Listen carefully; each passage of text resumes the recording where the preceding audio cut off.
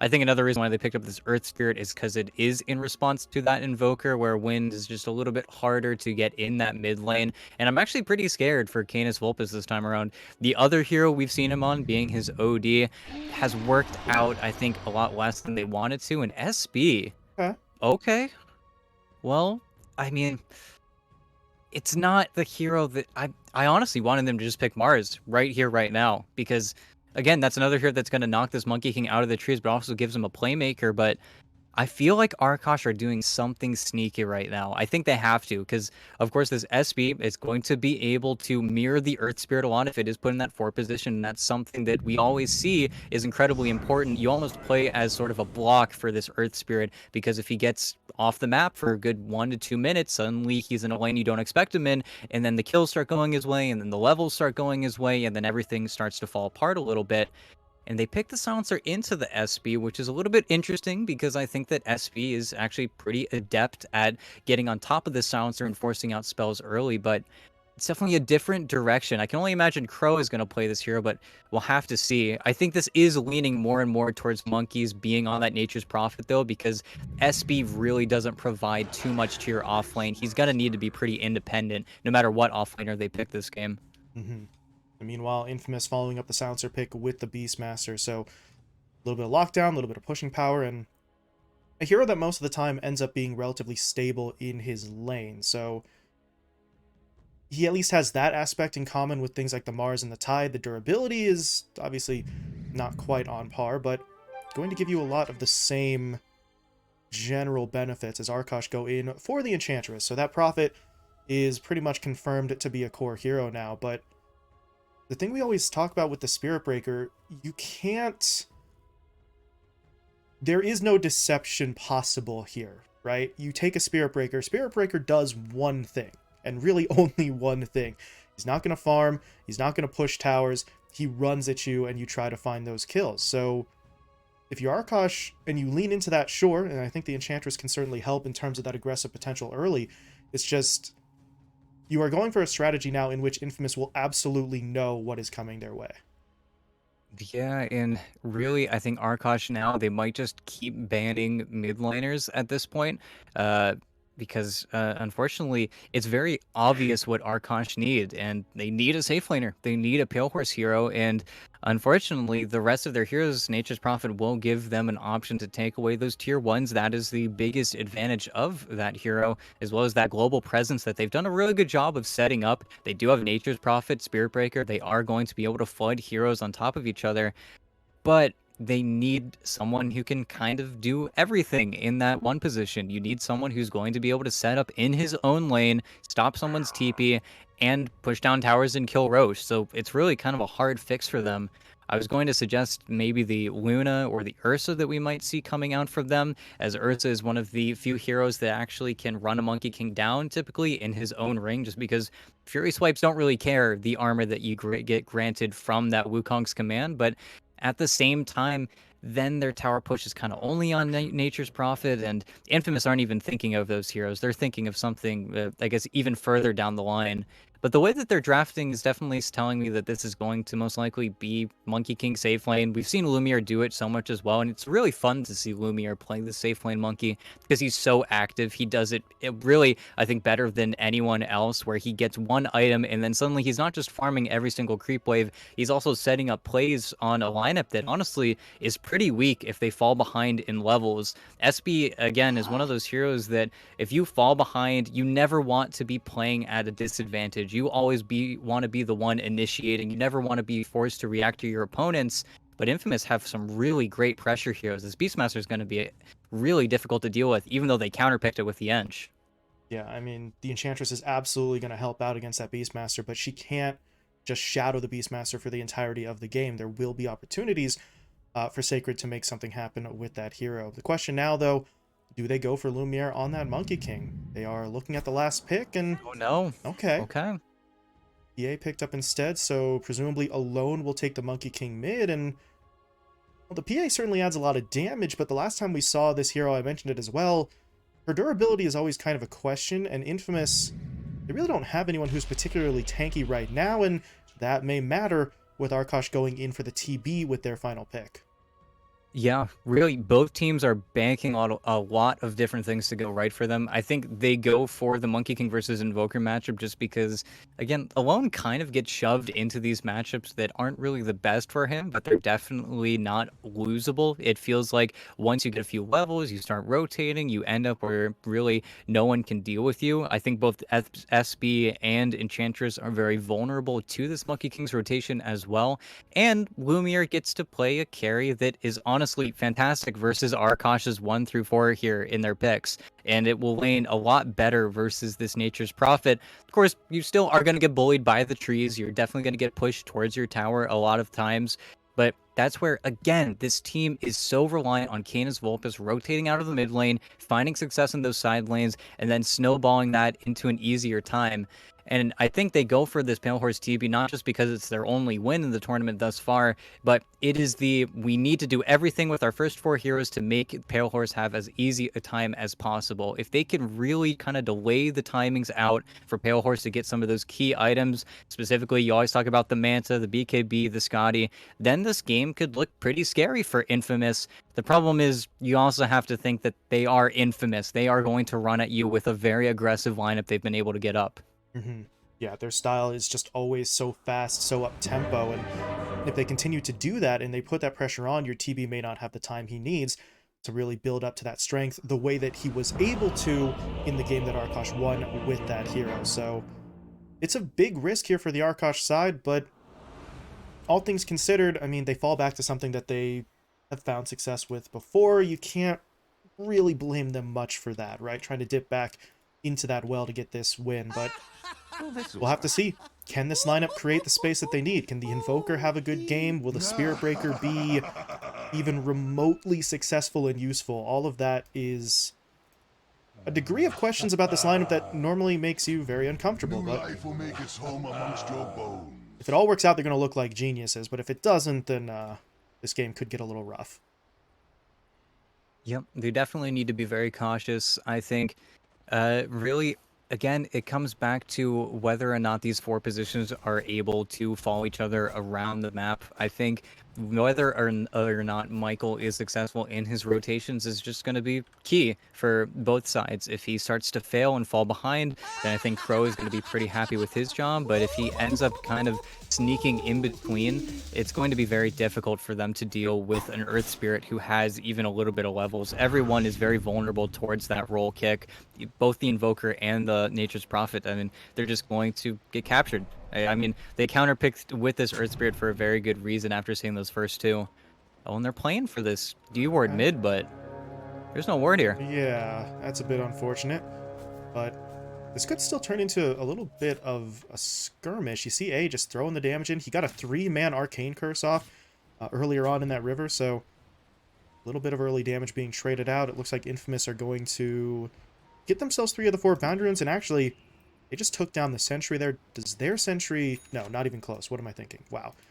Not even close to that Obs Ward. So they don't get that D-Ward, but they at least take the Sentry away, and it's going to be a slight advantage for Infamous here, getting that extra Bounty Rune. Probably nothing too major, but I want to see really how this middle lane goes. Alone on the Monkey King, taking on Canis Vulpes as Invoker. You see the early EMP coming out. It honestly doesn't burn a whole lot of mana there early on, but if you can maybe keep Alone not pinned down, so to speak, but if you can make it so that he'll only ever have enough mana for 1 Boundless Strike, then you are going to be in a better position in terms of not having to deal with that, because that's really all of his aggression right now. He can get the Jingu up, but you would assume the vast majority of the time the Invoker is going to be able to maintain that separation so that he doesn't give the stacks over.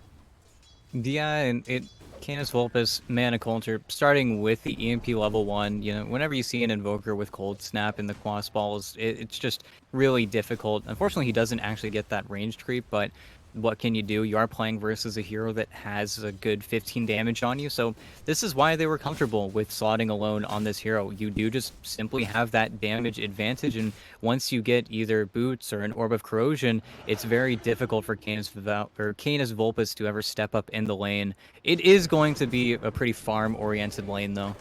Monkey's dropping low to some DOT there, but he is going to be able to fall back and keep himself alive, but we're seeing aggression really on both sides of the map. Infamous tried to push in onto Nature's Prophet early. Meanwhile, Gremlo was basically operating between his opponent's tier 1 and tier 2 for a little while and very nearly took down Michael on the Earth Spirit. So those supports trying to get as aggressive as possible early on, hoping to create more space for their carries to farm.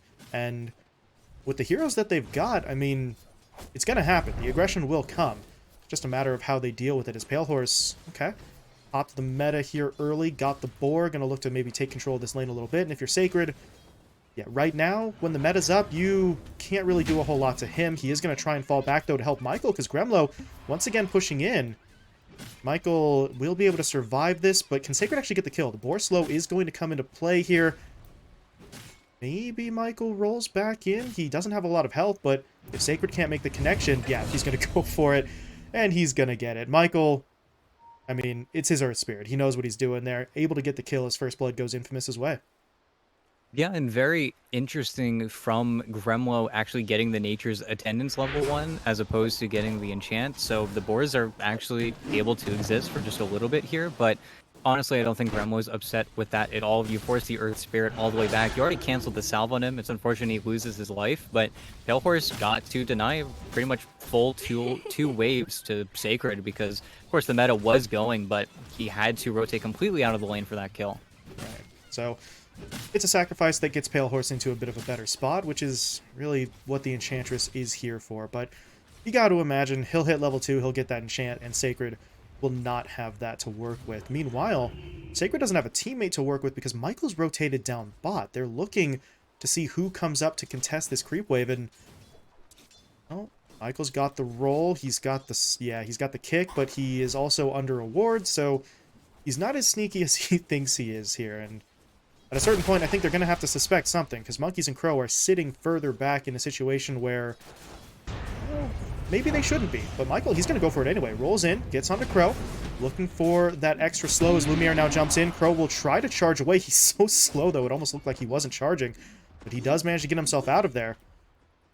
Stops in time to grab the rune, and I think he's going to be okay. Michael can't quite roll far enough to catch him. So, well, I suppose credit to the Earth Spirit. I mean, he was under vision the whole time, and they still came close to getting that kill. It's just Arkosh were a little bit better prepared, but that does take the Spirit Breaker now out of the lane, which means Monkeys can't just sort of stand up sort of 1v1, or I guess in this case 1v2, considering A is still prowling around. Yeah, and something funny has happened in the top lane. The Sacred ended up going for a creep pulse, and now Pale Horse is farming and denying an entire creep wave in his own jungle, while Gremlo is taking the other creep wave that is existing right now. So, I guess whatever works, works, but unfortunately that all pretty much failed for Sacred. He's pretty poor now. It's very unfortunate for him. Michael tried to go for it again there in that bottom lane, but the TP out from Monkeys got him away to safety. So they're continuing to try and set up this little kind of tri-lane play, and so far they haven't actually been able to strike, and this ward is still here. They're just not going to be able to get the drop on their opponents, and I mean, Infamous, you got smart players on your team. You got to guess that something's up here, because this is just a little too suspicious that these have all misfired, but not able to track anything down just yet. But Michael's going to go in. They've got the slow on the Monkeys. Nice charge from Crow, though. That's going to sort of bring an end to that initial aggression, although, no, it's not. Lumiere's going to go in. The last word damage is there as well, and the Prophet, well, he tried with the Sprout, ends up sort of trapping himself inside. He will be taken down. Meanwhile, up in the top lane, a rotation coming in from Alone allows Sacred to get in onto Gremlo. It is just the support kill, but at least they're able to sort of sync up that aggression across the map. Yeah, and unfortunately, this is what you need to be worried about. Don't let yourselves get out-rotated into this game. They really are trying to sack Sacred hard, but unfortunately, small plays like that just mean that he's going to get his game saved a little bit. He was having a terrible time, but then you simply have Alone come to the mid lane and then kind of win it for you. That's where we need to see the same reaction coming from Canis Vulpes. Unfortunately, it is a little bit of a waiting game right now. We need some more damage, I think, coming from the Spirit Breaker. Then we could see him getting a little bit more aggressive. But I think Arkosh, as soon as Monkeys Forever and Crow get just a few more levels, they can really get much more aggressive. Charging onto A. Bash connects as well. It's a nice bit of damage, but getting too close to the tower at that point. So they are going to back it off. Meanwhile, A's actually TPing top. There is a pretty hefty rotation. They want Pale Horse. They know he has no Sunder right now.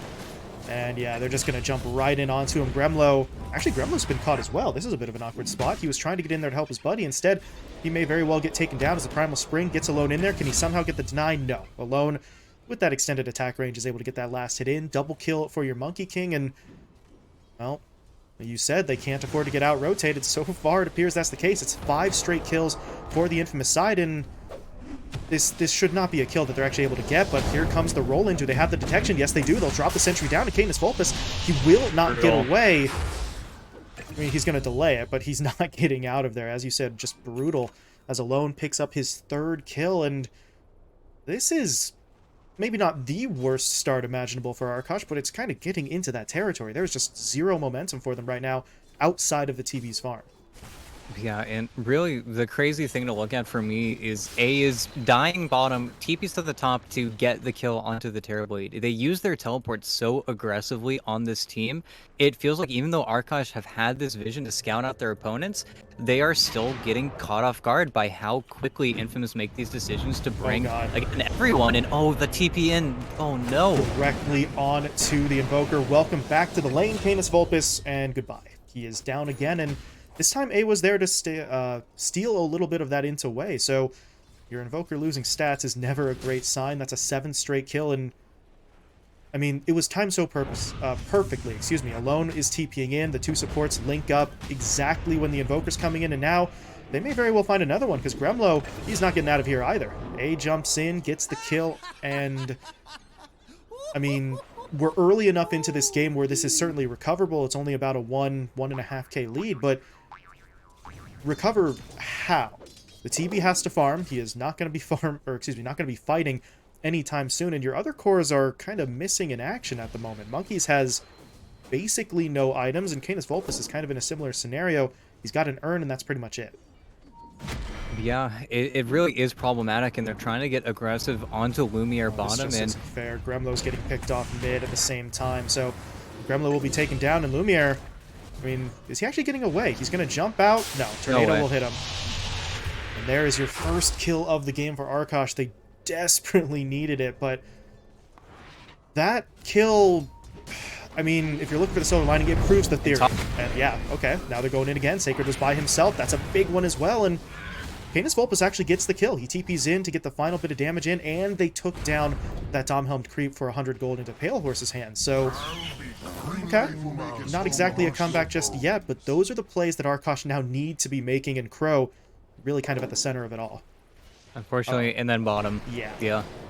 Well, 1 step forward, 2 steps back maybe there, as Monkeys will be picked off in the bottom lane. But again, what I was saying before, those kills prove that the theory is at least technically feasible, right? You can get Crow rotating around, have him sort of push forward, and if the cores are there for the damage, then you can find some of those kills. It's just a matter of them actually doing it with any sort of frequency, as Canis Vulpus, he's going to get jumped on. Michael rolls in, they get the kickback, Alone comes in for the Boundless Strike, and they drop the silence as well onto both Canis Vulpus and Crow.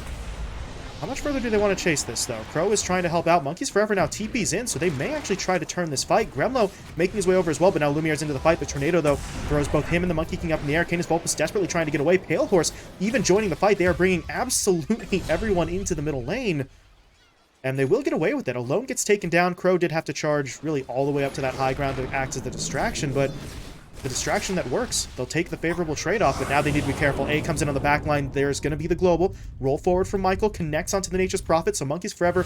He's going to be dropping low. He got the ult up in time, but it's not going to be enough to save his life, and now Canis Vulpus. One more hit will finish him off, and they did get it. He tried to fade out there with the Ghost Walk, but not going to be in time. Yeah, and really, I like that Arkosh are bringing this many people. They need to. They need to flood everyone once these engagements go down. This is how Infamous win a lot of their early team fights, and you did eventually claim this mid tower because all of that fighting was occurring during that cart timing. So really, it isn't that bad for Arkosh, but they still need to play around. I think really their biggest tools are the Wrath of Nature and the meta. If they can continue to make plays around those 2 timings, then they can definitely kind of quell the aggression coming out from Infamous. The only problem is whenever those 2 abilities aren't up, they really feel outscaled. Nice Tornado. And now Michael has no mana and about a quarter HP with the charge coming in. His Crow is going to sort of make this play, but now he might want to cancel it. Unfortunately, he's now stuck in the middle of 3 heroes after he cancels, and he is taking a lot of damage to get the bind down from that Dark Troll Summoner as well, so he's not going anywhere. They will find the kill. Now Michael rolling in again. He actually manages to connect onto Canis Vulpus. Doesn't have the mana for the kickback, though, but Infamous may still chase. Sacred has the ult. Do they want to go? Yes, they do. He's going to commit that roar. Good sprout from Monkeys Forever, trying to create some separation into the tornado, connecting onto all of those chasing heroes, but the dust will be popped. They get the vision. Canis Vulpus dies, and now Michael rolling in again. Hits onto Monkeys. He will drop the Wrath of Nature, but it's not enough to finish off the supports. They might be able to get Sacred, however, but nobody actually wants to fight. They're both TPing away. So they're going to be able to get out, but now you have Pale Horse alone in the top lane, and alone himself is just sort of keeping tabs on him. Here comes the charge from Crow, though, onto Michael. A very low HP Earth Spirit into the Nether Strike. And Michael, he's still not dead. He gets the kick. He rolls away. Jesus, they can't kill him off. They do at least get A. But actually, what now happens to Alone? He's still sitting on a tree. I'm not sure they know he's here. Yeah, I don't think so either. He's been very sneaky. Ooh, Oh, looking for the cut, but okay.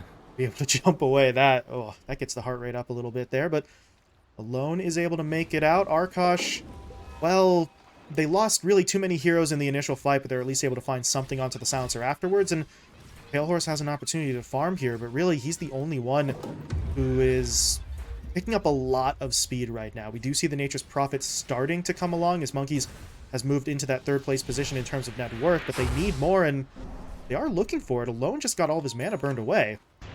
But yeah, A is here, Michael's here, Lumiere's here, and does he really want to go? Yes, he does. He's going to roll forward. There's going to be the roll into the kick, the silence thrown down, even to get the DOT in from the Magnetize, and Canis Vulpus. I mean, we're seeing moments, sort of flashes from him, but for the most part, it's been a struggle. Yeah, definitely. It's so hard, I think, also just because Michael is always in these positions to catch him off. And unfortunately for everyone on Arkosh, they want to make plays right now. They have the Orchid on Monkeys Forever. They want to get involved. They've got 40 seconds till meta, so unfortunately I don't think Pale Horse will be wanting to get too aggressive here. But how they play around this Orchid is going to be so key for them. And Alone's just running at him. I don't think he knows about Pale Horse being so close. Yeah. Okay. This is getting a little bit awkward. Global Silence has to be used, but nobody can TP in to help him. He didn't even have the Jingu when he went for that Boundless. That is a gift being given over to Arkosh. A little bit of a misplay. Not a little bit, a lot of a misplay out from the Monkey. He thought it was a 1v1, and honestly, even if it was, I'm not sure he had scouted out the Orchid there on Monkeys, because the second he jumps in, that Silence is deployed, and didn't really have his full arsenal to work with. Yeah, it's definitely, I think, Infamous, they want to run at you, so Alone is going to run at you, but delay your Echo Saber timing a little bit more, and now we'll have to see what actually happens, because we still have this very battle-oriented Arkosh lineup where I don't think he knew about the Orchid there. I think when he jumped onto the NP, it was definitely just him going a little bit too early.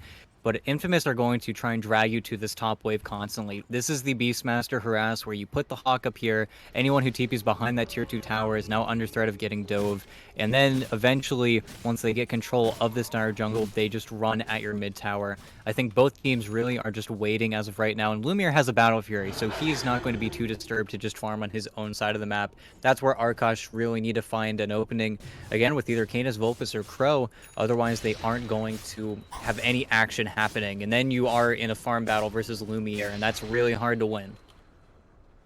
It's just not a situation I think that they want to be in, as yeah, Lumiere's got the Battle Fury, that Echo Saber was just finished off by Alone, so they are picking up those items. Even Sacred got the Vlad, so he is getting closer to that Helm of the Overlord, in which sort of instance they're just going to have even more pushing power as Monkeys. Ooh, top.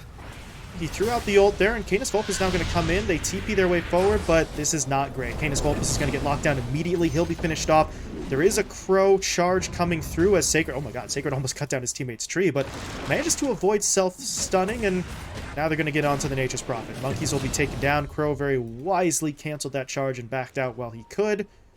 Ooh, okay, well, let's not have that, boys. Don't need any all chat here, but Infamous, I mean, they're feeling confident right now. 19 kills on the board in 16 minutes. They just keep on pushing their way forward, and Alone, he's going to go for Gremlo. Pushing his way forward. Michael rolls in. Looking looking for the slow, looking for the stun. The Wukong's command is... I mean, it's been thrown down, but Gremlo's really not taking all that much damage. He is certainly buying some time. I don't think he makes it out here as, yeah, Michael immediately cancels that. Sacred, you probably do need to roar there, but they're just kind of styling on him right now. Sacred knows he's probably going to get that Primal Roar back up before Arkosh really want to push for an engagement anyway, and they find the kill, they'll take the tower, and they just really increase their control over the map right now. Yeah, and funny thing about that is Infamous are actually the ones that were saying no all chat before, so yeah. Okay, boys. But really, I think the big problem that Arkosh are contending with now is they don't have any wave clear. This is going to play bottom, but A is so quick. No Tornado even gets to be invoked. They're just so quick to defend their Earth Spirit. And they know that with how heavy set they have to go for these kills, they knew that there were at least 2 or 3 people in the vicinity. So that is so much time wasted now for Arkosh. But that really is the thing that they haven't a good way to deal with. They have no wave clear coming from either of their supports or their offlaner or their mid. So when it comes down to it, Infamous, if they can get set up with all of these summons, it's incredibly hard for them to quell an actual push, and I think that's where they really are looking for these trades, and they'll get this tower at the end of the day. They just would have loved a level 10 Earth Spirit as well. They're going into the pit though with the Deso finished up on the PA. They've got to make a response though. I don't think they can play with Lumiere just going wild on your backlines. Sunstrike did scout it out, but speaking of scouting, that bird, it's going to see Pale Horse, so Pale Horse doesn't want to be the first one in, but he's running out of time here. Roche is dropping, he gets stunned up by the Boundless, and Lumiere, he's already got that Aegis, and now this fight is going to get so complicated. The roll is actually dodged by the Manta, big play, but the silence is still there, so there will be no Sunder. Pale Horse down, and the supports are just going to get run down as well. Canis Vulpus will die. Good split, at least, from Crow here, as well as Gremlo, so maybe one of them can live as, yeah, bottom lane, did they... The Ratha. They didn't get the tower, but that's a hell of a lot of damage from Monkeys. And he's just going to be able to TP. Oh, wait. He canceled the first TP, went for it a second time, and that got Michael, and Lumiere for that matter, into range to dish out the damage and take him down. So, unfortunate, kind of second-guessing that initial spot, and it does end up costing him his life, as that will be a full 5-man wipe. It's a little delayed, and it's spread out across the entire map, but that is still Infamous cleaning up everybody, and they're just going to keep on pushing. Alone just took a tower there as well, so you're running out of space on Arkosh. Simple as that. Pale Horse needs to farm, but safe spaces for him are kind of hard to come by. Yeah, it really is so hard. And, okay, Canis Vulpus is trying to make a play on A with Crow coming in, but... Here comes Sacred, though, and Michael, and the Global Silence. This is going to get messy. Canis Vulpus will be taking down the Roar onto Crow, so they can't even finish off the Silencer. Oh my goodness, it's just, it hurts in your soul to watch. That wasn't a bad initiation, it's just better play from Infamous, and they're going to get one more. Gremlo gets kicked back here as well, and I do not think he's making it out of here. Nature's Attendance will certainly buy him some time, but with Lumiere coming in, yeah, that's going to be the end of the resistance there. Gremlo will fall, and Arkosh, even when they make good plays, it's just a better counter from their opponents. It's just such a hard team to play against. They're just always behind you. They find these routes to get you where you really don't expect them to come from. They just ignore creep waves. They don't play Dota like really any other team right now. They run past all of these creeps to somehow get in between the lanes, find you, make sure that you don't know that 4 heroes are about to jump you at the same time. And look at Michael Bonham. He's just looking to ruin Pale Horse's TP here. And there's nothing that Pale Horse can do. If he metas and tries to hit Michael, it's going to look a little bit ugly for him. And okay, sure. Now you're going to run away. Yep. I mean, he doesn't have TP. This is not how this is supposed to go. You are not supposed to have the capability as a position 4 Earth Spirit to just do a drive-by hit onto a TB and force out those kind of plays. But, I mean, there it is. Michael outplays him. A, meanwhile, gets the solo kill onto Gremlo. And it's just... I mean, it's so good. It's just, it feels like we're just kind of repeating the same superlatives over and over again, but it's because Infamous just keep on playing at this insanely high level. Arkosh, at this point, really don't have a response other than just let the TB farm, but if you're letting the TB farm, you drafted a Prophet, you drafted a Spirit Breaker, and they're just not really doing anything for you at the moment. So, if you try to make moves with the heroes you drafted to make moves with, you're failing, and if you don't, you're also kind of failing because they're just sitting idle. Yeah, and he's going for the recovery Midas on the Invoker because they know that their victory is not lying in the next 10 minutes. It's probably not lying in the next 15 minutes. They're going to need to take this to that 40-minute window where things are definitely going to get messy. It's late game Dota, it's Arkosh. It's kind of what they're forced to do in this position. And their split push is fantastic. That's something that they're so good at. The only problem really that I have is that Infamous are so good at finding you that when they really come knocking, what are you going to do? Because yet again, you don't have wave clear, and they found Crow, who's been Right, sitting there for a good 2 minutes. So there you go.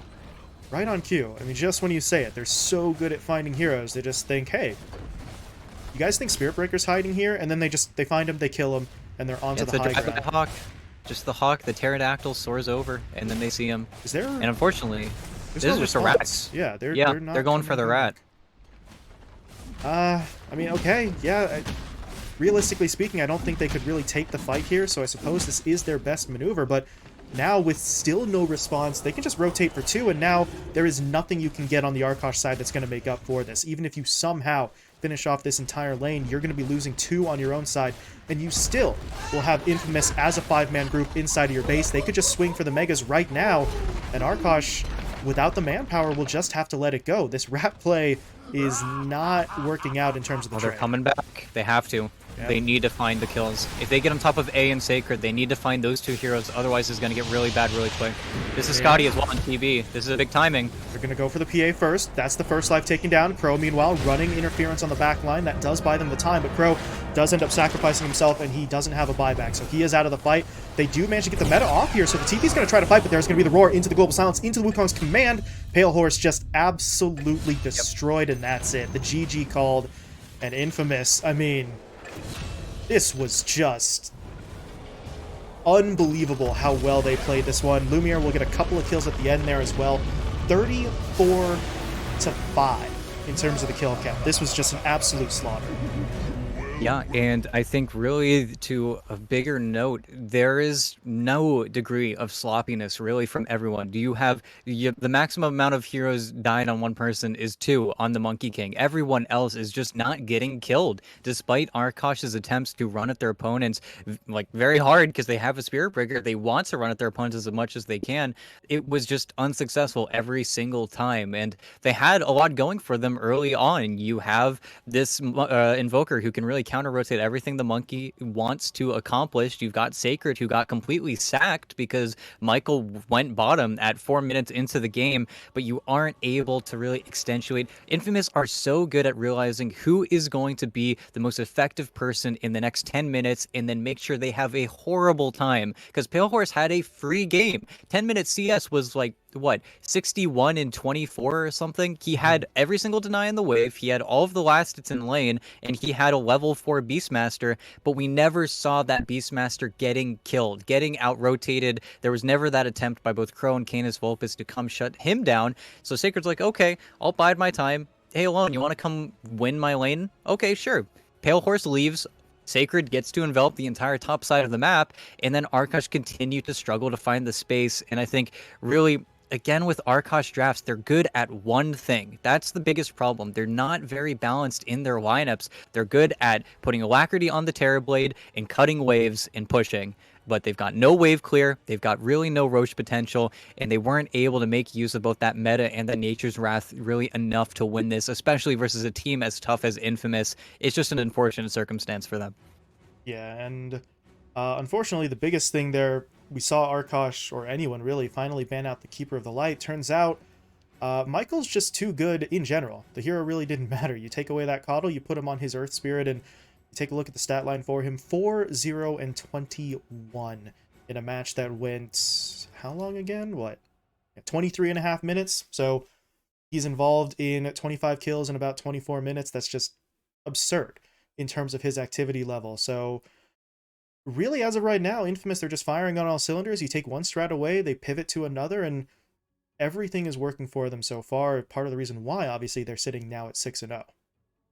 Yeah, I think really taking away that coddle is, I think, so key to a lot of Infamous strategies. I really think the matchup that I'm looking most forward to is going to be when Infamous and Thunder Predator end up fighting each other in group stage, because as in tradition of BTS Pro Series, they usually won one there, and then something goes down later on in playoff stage. But I think they're really the best team to take anything off of Infamous, because, again, in very Infamous fashion, they look bulletproof in group stage.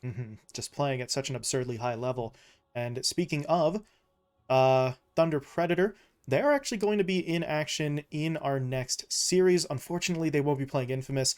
That matchup is further down the line, but they are going to be playing up against this same Arkosh squad. So Arkosh, with the back-to-back series, on the one hand, they've kind of just gotten the crap kicked out of them a little bit in the series, but this next best of two does maybe give them the opportunity to try and hone in those drafts and strategies a little bit more, try and bounce back, and get that second or potentially even third victory on the board for themselves. So with that in mind, we are pushing into a break here. It is potentially going to be an extended one, as we are giving Arkosh a little bit of extra time with the back-to-back series. So Thunder Predator versus Arkosh will be our next matchup coming up in, I believe, about 10 to 15 minutes. So grab yourself a snack, something to drink. We will be back for that second series in just a little bit.